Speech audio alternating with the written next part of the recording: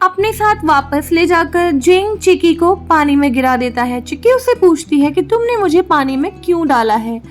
तो जिंग कहता है क्योंकि तुम बहुत गंदी हो गई थी। और जिंग जिनसेंग को साफ करने लगता है। चिक्की उस जिनसेंग को खराब करने लगती है तो जिंग कहता है तुम इसे खराब मत करो वरना ये अच्छे दाम में नहीं बिकेगा।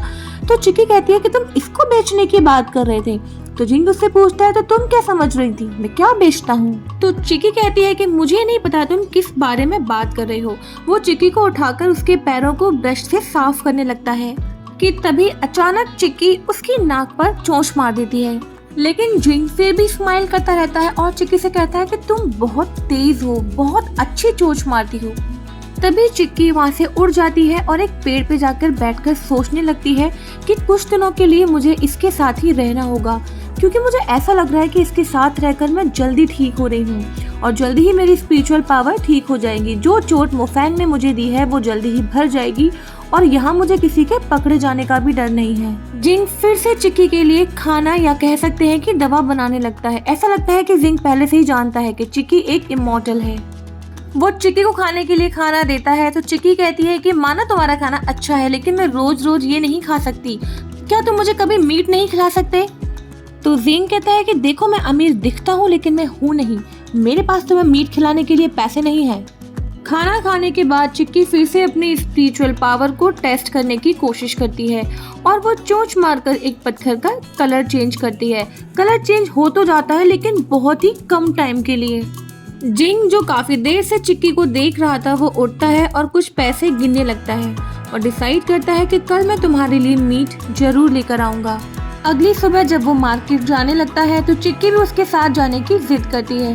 तो वो चिक्की को अपनी गोद में उठाता है और अपने साथ मार्केट ले जाता है। मार्केट में उनकी नजर एक ऐसे आदमी पर पड़ती है जो कॉइन के बदले लोगों का भविष्य बताता है। जिंग उसके कस्टमर को ट्रिक करता है और कहता है कि अगर तुम अभी अपने घर पर नहीं गए तो तुम्हारे घर में आग लग जाएगी। अगर तुम्हें मेरी बात पर विश्वास नहीं है तो जाके अपने घर पे देख लो। कस्टमर अपने पैसे उठाता है और वहाँ से भाग जाता है। तो वो भविष्य देखने वाला इंसान नाराज हो जाता है और जिंग से कहता है कि तुम ऐसे ही कुछ भी बोल देते हो, तुम्हें कुछ पता भी है। तो जिंग कहता है कि अगर तुम्हें मेरी बात पर भरोसा नहीं है तो मैं शाम तक यही हूँ, मुझसे शर्त लगा लो। अगर तुम शर्त हार गए तो तुम्हें मुझे 10 सिक्के देने होंगे। वो ये शर्त केवल इसलिए लगाता है ताकि वो चिक्की के लिए मीट खरीद सके। और जिंग की बात सच हो जाती है क्योंकि शाम तक वो आदमी रोता हुआ जिंग के पास भागा हुआ आता है और कहता है कि आपने मेरी माँ को बचा लिया क्योंकि मेरे घर में सच में आग लग गई थी। अगर आपकी बात मान के मैं घर नहीं जाता तो आज मेरी माँ जिंदा जल जाती। और वो आदमी खुश होकर जिंग को मीट के टुकड़े इनाम में देता है। चिक्की देख के बहुत खुश हो जाती है क्योंकि यही तो उसे चाहिए था। और शर्त के मुताबिक उस फॉर्चून टेलर को भी 10 सिक्के जिंग को देने पड़ते हैं। वो उससे पूछता है कि अगर तुम सच में भविष्य बता सकते हो तो क्या तुम मेरे बारे में भी कुछ बता सकते हो। तो जिंग कहता है बिल्कुल, आज तुम्हारे साथ कुछ ऐसा होने वाला है कि तुम्हारा खून निकलने लगेगा। और उस टेलर के साथ सच में यही होता है। उसकी बीवी से झगड़ा हो जाता है और उसकी बीवी उसका मुंह तोड़ देती है। घर जाने के बाद चिक्की जिंग से पूछती है कि क्या तुम सच में भविष्य बता सकते हो, क्योंकि तुम्हारी बताई हुई दोनों बातें सच हो गई। और जो तुम दवा मुझे बनाकर खिलाते हो उसमें तुम ऐसा क्या मिलाते हो, क्योंकि मुझे लगता है कि तुम बहुत कुछ जानते हो, क्योंकि उन दवाओं को खाकर मेरी पावर बहुत जल्दी वापस आ रही है। तो जिंग कहता है कि क्या तुम्हें सच में लगता है मुझ जैसे गरीब के पास ऐसा कोई सामान हो सकता है जिससे तुम्हारी पावर वापस आ जाए। इसके बाद वो हेवन के कुछ रूल्स उसे समझाने लगता है। चिक्की उसकी बातें सुनकर हैरत में पड़ जाती है और सोचने लगती है कि एक साधारण इंसान हेवन के इतने रूल्स कैसे जानता है। ये जरूर कोई और है, इसने अपनी पहचान मुझसे छिपाई है। मुझे लगता है कि इसके साथ रहकर बहुत ही जल्दी मैं अपनी पावर वापस हासिल कर लूंगी और अपने इंसानी रूप में आ जाऊंगी। अगले दिन एक औरत बहुत परेशान सी भागती हुई जिंग के पास आती है और उससे कहती है कि क्या तुम वही इंसान हो जो भूत और भविष्य देख सकते हो, प्लीज मुझे भी मेरे फ्यूचर के बारे में कुछ बताओ। तभी अचानक एक आदमी वहां आता है जो उस औरत को खींचकर अपने साथ ले जाता है। उस औरत का पति 15 साल से गायब था। 15 साल पहले वो सेना में लड़ने के लिए गया था और तब से वापस नहीं आया। वो अपने पति के बारे में ही पूछना चाहती थी। जिंग उस औरत से कहता है कि मैं इस बारे में तुम्हें कुछ नहीं बता सकता, तुम यहाँ से वापस चली जाओ। उस औरत का नाम यूनियांग था। चिक्की को ये बात पसंद नहीं आती और वो जिंग से सवाल करती है कि तुमने उसे कुछ बताया क्यों नहीं, तुम उस औरत को उसके पति के बारे में बता सकते थे। लेकिन जिंग कहता है कि मैं कुछ नहीं बता सकता और वहाँ से चला जाता है। लेकिन चिक्की को उस औरत में कुछ अजीब लगता है और वो उसका पीछा करते हुए रात को उसके घर तक पहुँच जाती है। और चिक्की का शक सही होता है क्योंकि उस औरत का पति जो लड़ते हुए मर चुका था वो अब एक इमॉर्टल बन चुका है, जो हमेशा अपनी बीवी के साथ रहता है। लेकिन उसकी वाइफ उसे देख नहीं पाती, पर चिक्की उसे देख लेती है। जैसे ही उस आदमी की नजर चिक्की पर पड़ती है वो उसे मारने के लिए भागता है। तभी चिक्की एक जगह रुक जाती है, उस आदमी से कहती है कि मैं तुम्हें कोई नुकसान पहुंचाने नहीं आई हूँ, मैं तुम्हारी मदद करने के लिए आई हूँ। तभी चिक्की को ढूंढता हुआ जिंग वहाँ पहुंच जाता है।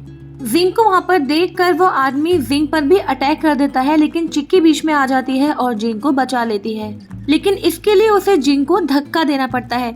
तो जिंग उससे पूछता है कि तुमने मुझे क्यों गिराया, क्यों धक्का दिया।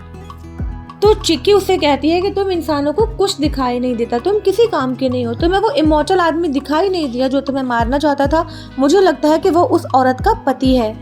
वो एक इमॉर्टल बन चुका है, लेकिन उसे अभी अपनी इमॉर्टल पावर्स यूज करनी नहीं आती हैं, इसीलिए उसकी वाइफ उसको देख नहीं पाती और मैं भी उसकी मदद नहीं कर सकती क्योंकि मैं अभी अपने ह्यूमन फॉर्म में नहीं आ सकती हूँ। तो जिंग कहता है कि शायद इसमें मैं तुम्हारी मदद कर सकता हूँ, तुम थोड़ी देर को उसे मुझसे दूर रखो बस। इसके बाद वो पत्थर से एक सर्किल बनाता है और उस सर्किल में चिक्की को आने के लिए कहता है। जैसे ही चिक्की उस सर्किल में आती है उसके पास ढेर सारी पावर्स आ जाती हैं और वो अपने ह्यूमन फॉर्म में वापस आ जाती है। उसको देखते ही जिंग की तो बोलती बंद हो जाती है, वो बस उसे देखता ही रह जाता है। तभी मौका पाकर अचानक से वो इमॉर्टल जिंग पर हमला कर देता है, लेकिन शेनली उसे बचा लेती है। फिर शेनली उसे समझाती है और कहती है कि तुम्हारी बीवी 15 सालों से तुम्हारा इंतजार कर रही है, क्या तुम नहीं चाहते कि वो तुम्हें देख पाए। और फिर शेन अपनी स्पिरिचुअल पावर का इस्तेमाल करती है और उस आदमी की बीवी यूनियांग को अपने साथ लेकर आती है। यूनियांग अब अपने इमॉर्टल पति को अपनी आंखों से देख पाती है। वो बहुत खुश हो जाती है। वो उससे कहती है कि मैं इतने सालों से तुम्हारा इंतजार कर रही थी, सबको लगता था कि मैं पागल हूँ, लेकिन मैं पागल नहीं थी। अब तुम कभी मुझे छोड़कर मत जाना। शेनली जो बहुत ही ध्यान से और प्यार से इन दोनों को देख रही थी, जिंग उससे कहता है कि मैं जानता हूँ तुम चाहती हो कि ये लोग बहुत लंबे समय तक एक साथ रहें, लेकिन ऐसा मुमकिन नहीं है। मेरा फॉर्मेशन बहुत लंबे समय तक नहीं रह सकता, हमें इनको सच बताना होगा। और इसी तरह दो लंबे समय से बिछड़े हुए प्रेमियों के मिलन के साथ ये पार्ट खत्म होता है। ये पार्ट अगर आपको अच्छा लगा हो तो यार चैनल को सब्सक्राइब जरूर से कर लेना, क्योंकि मुझे नए वीडियो डालने में एक्साइटमेंट ही नहीं आएगा अगर मेरे पास सब्सक्राइबर्स नहीं होंगे तो।